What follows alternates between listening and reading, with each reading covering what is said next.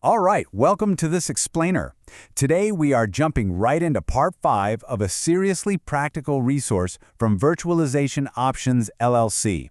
They're a Colorado-based technology research, education, and advisory organization. We're looking specifically at Chapter 5 of their guide, Machine Learning for IT Professionals, a 10-part intermediate tutorial. Now, since this is an intermediate guide, we're not going to sit here and rehash the basic definitions or foundational stuff from the earlier chapters. Instead, we're diving straight into the meat of it, how you, as an IT professional, can cut through all the industry hype and actually start operationalizing machine learning in your day-to-day workflows. Let's build that bridge from your existing infrastructure expertise straight into the intelligence of modern ML.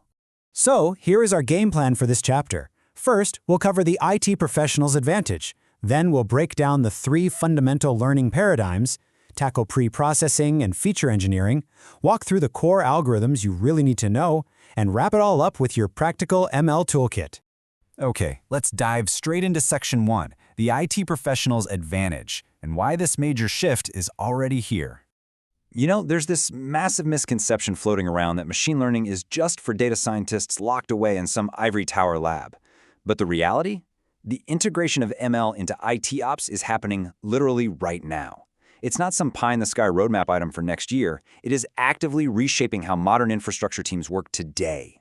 And the crucial takeaway here is that as an IT professional, you actually have a huge head start. I mean, think about it. You already intimately understand complex systems. You know exactly how data pipelines flow, you wrangle network latency, and you get the weird quirks of infrastructure behavior. Machine learning? It's just the next logical layer applied right on top of those hard-earned skills. The learning curve is way less steep than you might think. To prove that point, just look at what's running in production environments today. We're talking anomaly detection that catches weird, subtle network intrusions way before they can spread across a subnet. We're talking predictive maintenance. You know those dreaded 3 a.m. pager alerts for a failing database drive? Yeah, predictive maintenance aims to completely eliminate those by warning you a drive is degrading days before it actually tanks. And then there's intelligent automation, seamlessly handling routine scaling and load balancing without a human lifting a finger. By grasping these concepts, you'll be designing models for these exact real-world workflows, from automating your alert triage to predicting your compute capacity. Right, moving on to Section 2, the 3 fundamental learning paradigms and how to actually choose your approach. Pretty much every machine learning system out there falls into one of 3 fundamental buckets. But how do you pick which one to use? Well, it's absolutely crucial to realize that choosing a paradigm is not about your personal preference, and it definitely shouldn't be based on whatever framework is trending on Hacker News this week. The choice is strictly determined by what data you actually have your hands on and the exact nature of the problem you're solving. So if you've got 5 years of perfectly categorized support tickets, you go down one path. If you've just got terabytes of raw, chaotic server logs, you take another. Think about how these 3 paradigms map beautifully to real-world IT environments. First up, supervised learning. This is where your model learns from labeled data, like taking historical network traffic that your security team has already tagged and training a model to classify new incoming traffic as either malicious or safe. Then you have unsupervised learning. You use this when your data has no labels, so the model just has to hunt for hidden patterns on its own. A perfect example is clustering different servers together based on their normal behavior, which creates a baseline, so it's super easy to spot an anomaly later. And finally, reinforcement learning. This is where an agent learns through trial and error, rewards and penalties. It is absolutely perfect for dynamic, moving target tasks, like auto-scaling your cloud infrastructure on the fly to minimize costs while keeping uptime high. Which brings us to Section 3. Let's look at how all this translates into the gritty reality of our day-to-day work, pre-processing and feature engineering.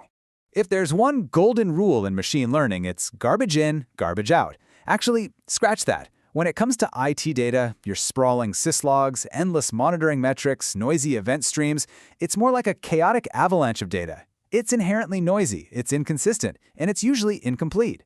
Because of this, cleaning and structuring this data takes up a staggering 70 to 80% of the total work in any ML project. Yeah, it's tedious, and sure, nobody loves scrubbing raw log files, but getting this massive chunk of work right, that is exactly what separates a bulletproof working model from one that just silently fails in production. You've got to handle missing values by smartly filling them in or dropping them. You have to normalize numbers so a metric measured in gigabytes doesn't statistically crush a metric measured in milliseconds, and you have to turn text categories, like OS types or elect severities, into a mathematical format the model can actually digest. This whole process is called feature engineering. Raw data rarely hands you the clear signal you need on a silver platter, so you have to construct it yourself. You engineer features through steps like these to give the model something it can actually learn from. For example, a raw Unix timestamp? Not very helpful to an algorithm. But if you extract the time of day or day of week, well, suddenly the model can learn that 90% CPU usage is totally fine on a Tuesday at noon during a batch run, but a massive red flag on a Sunday at 3 a.m. You might compute rolling averages over a 5-minute window from memory metrics, just to smooth out harmless little microspikes. You can create ratios, like dividing 500-level HTTP errors by total requests to get a true error rate instead of an arbitrary number. Or you can derive a request per second spike metric from raw access logs. You are essentially translating raw IT events into highly optimized mathematical signals. Okay, let's pivot to Section 4, Core Algorithms Every IT Pro Should Know. Here is some fantastic news for you. You absolutely do not need to master every single algorithm ever invented. You just need to know which specific tool to reach for when a problem pops up. Let's break down how different algorithm types map to your daily tasks. If you need to forecast continuous numbers, like predicting future disk usage, or predict binary outcomes, like flagging a failed login versus a successful one, you reach for linear or logistic regression. It's simple, fast, and incredibly effective. If you need interpretable classification, meaning you have to tell your boss exactly why the model made a certain decision, you use decision trees or random forests. They are amazing for root cause analysis or automatically categorizing IT tickets based on a user's description. Finally, for those highly complex, massive patterns, like hunting for anomalies across millions of unstructured log lines or processing natural language at scale, that's when you bring in the heavy hitters, neural networks and deep learning. Now, there is a really vital lesson here that attacks a very dangerous trend in the industry. Complexity is not a virtue in production ML. I know it is so tempting to just throw a massive deep learning neural network at every single problem because it sounds cool. But in IT operations, uptime and reliability are king. Always start with the simplest approach that gets the job done. A well-tuned, simple decision tree will frequently run circles around a super complex, computationally heavy, but poorly configured neural network. Start simple, prove the value to the business, set your baseline, and only add complexity when that simple model maxes out. Finally, let's wrap things up with Section 5 of this chapter, your practical ML toolkit.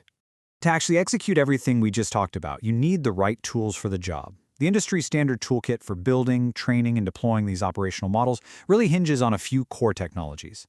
Python is your foundational language. It's the absolute glue of modern data science. From there, you'll want to lean heavily on scikit-learn. It is the gold standard library for your regressions, your decision trees, and all that foundational pre-processing and feature engineering we talked about. Honestly, it'll handle like 80% of your operational needs. And then when you do need to scale up to that remaining 20%, the heavy, deep learning stuff, TensorFlow is the powerhouse framework you're going to use. Master these three, and you have total control over the whole shebang, your entire operational ML lifecycle. So we've covered a ton of ground today. We talked about the massive advantage you already have as an IT pro, the 3 learning paradigms, the gritty necessity of data preprocessing, the core algorithms, and the toolkit to build them. Now, I want to leave you with one final provocative question. Think about the manual, tedious pipelines and infrastructure workflows you are managing right this very minute. Think about the endless alert triaging or the headache of manual capacity planning. Which of those processes are you ready to stop babying manually and start operationalizing with machine learning today? The tools are mature, the concepts perfectly mapped your existing skills, and the shift is already here. It's time to start building. Thanks so much for joining me for this explainer, and keep learning out there.